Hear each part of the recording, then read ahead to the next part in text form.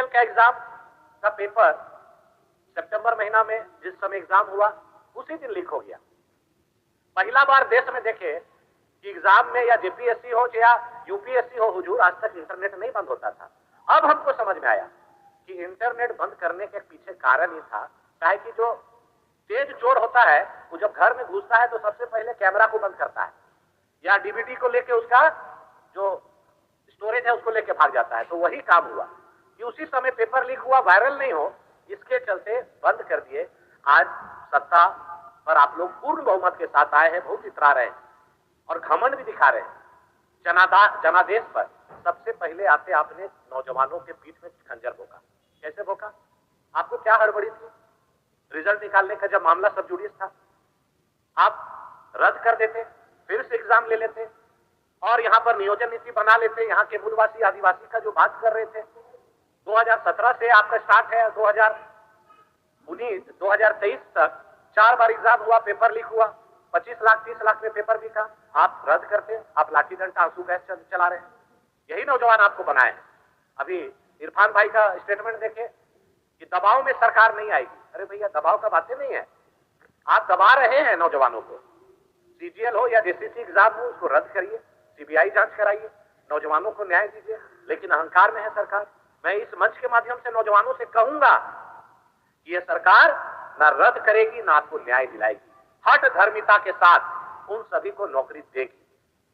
मैं यही कहूंगा कि मुख्यमंत्री जी इस पर जवाब दें। सरकार नई नई बनी है, मैं अपनी ओर से बधाई देता हूं कि मुंगेरी लाल के हसीन सपने पार्ट 2 फिर से एक बार रिलीज हुई, इसलिए कि 2019 में भी हम लोगों ने कई वादे देखे थे। 5 लाख नौजवानों को प्रति वर्ष नौकरी, फिर अभी देख रहे हैं मौके। और इनके नेता कांग्रेस के राहुल गांधी जी आए, उन्होंने तो यहां कहा, अब आप मैडम तुरंत बोल देंगे कि गलत है।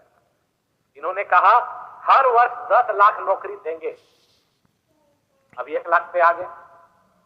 और 1 लाख नौकरी जो देंगे वो किसको देंगे?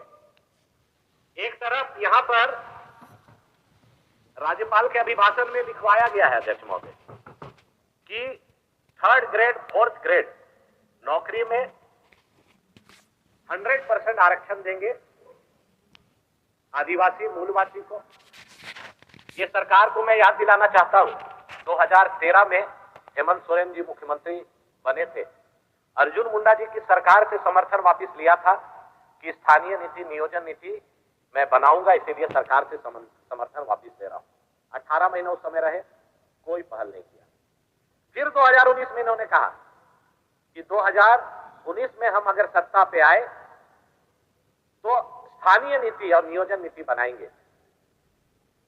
फिर अभी कह रहे हैं, देखिए इसमें लिखा हुआ है कि 3rd ग्रेड 4th ग्रेड में 100% आरक्षण देंगे। रघुवर दास जी की सरकार ने सभी जिलों को 10 साल के लिए रिजर्व कर दिया था, उसे भी हटा दिया। इसलिए मैं ये बात कह रहा हूं कि इनको करना नहीं है, राजनीति करना है। इसीलिए मैंने कहा मुंगेरी लाल के सपने पार्ट 2 पिक्चर रिलीज अभी जो हुआ है, अभी हमारे पूर्व नेता बोल रहे थे तिवारी मैया योजना के बारे में। अब आप सोचिए 3rd ग्रेड और 4th ग्रेड में कौन पद आता है? जितने दरोगा हैं वो 3rd ग्रेड में आते हैं, जितने सिपाही हैं वो 4th ग्रेड में आते हैं, जितने शिक्षक हैं वो 3rd ग्रेड में आते हैं। ये सरकार नियोजन नीति किस नियोजन से अभी नौकरी देगी, इन्होंने स्पष्ट नहीं किया है। ये सभी चीज के बॉल को दिल्ली फेंक देते हैं। हुजूर, आप तो बहुत ही शालीनता से सुनते भी हैं, समझते भी हैं। अभी कौन सा राज्य में स्थानीय नीति लागू है, नियोजन नीति लागू है? ये मुख्यमंत्री जी अपने स्पष्ट करें अपने जवाब में। 2016 में संकल्प निकाला, वही नियोजन नीति, स्थानीय नीति आज लागू है। उन्होंने 1985 का कट ऑफ किया, आप उसको काटो, 1932 करो। क्यों नहीं कर रहे हैं? 5 साल और 1.5 साल, 6.5 साल बिता दिए। फिर ये 5 साल बीतेगा अध्यक्ष महोदय, क्या बोलेंगे कि सर्वसम्मति से हमने विधानसभा में लाके केंद्र सरकार को भेज दिया। करना नहीं है, इसीलिए केंद्र पर फेंकना है।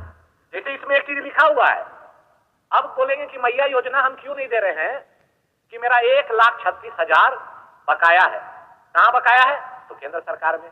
वो आएगा तो हम देंगे। अभी तिवारी जी बोल रहे थे, इतना टर्म्स एंड कंडीशन इसमें जो लिखा हुआ है, हमारे राज्यपाल महोदय से आपने पढ़वाया कि सभी महिलाओं को, इसमें लिखा हुआ है हुजूर, आप पढ़ लीजिए, सभी महिलाओं को मैया सम्मान योजना के तहत सम्मान राशि 2500 रुपये हर महीने दी जाएगी। तो सभी का मतलब क्या है, हम तो नहीं समझ रहे हैं, इधर समझ रहे होंगे तो लोग बताएंगे। 2500 रुपया सभी महिला को मिलेगा, तो चिट्ठी क्यों निर्गत हुआ कल उपायुक्त के द्वारा कि जिनको जिनको 1000 गया उसको केस करके वापसी लो। इतना जैसे बड़ा कोई ऐड होता है तो नीचे छोटा सा लिखा रहता है टर्म्स एंड कंडीशन।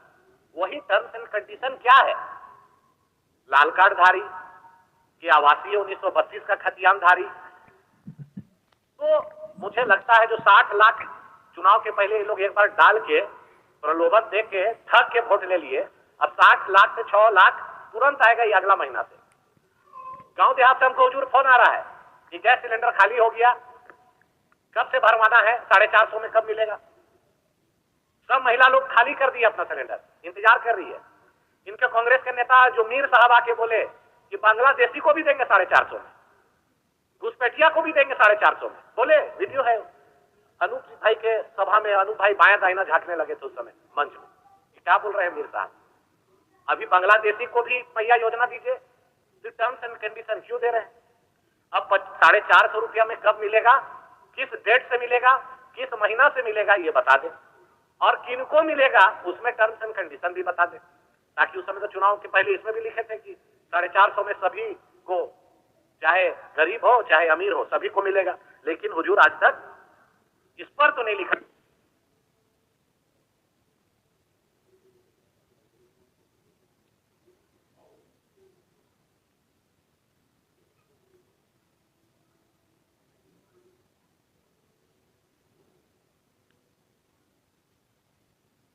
पकड़ रहे हो, बोला सर नाम नहीं बोलेंगे, बोला अभी अभियान चालू किए हैं,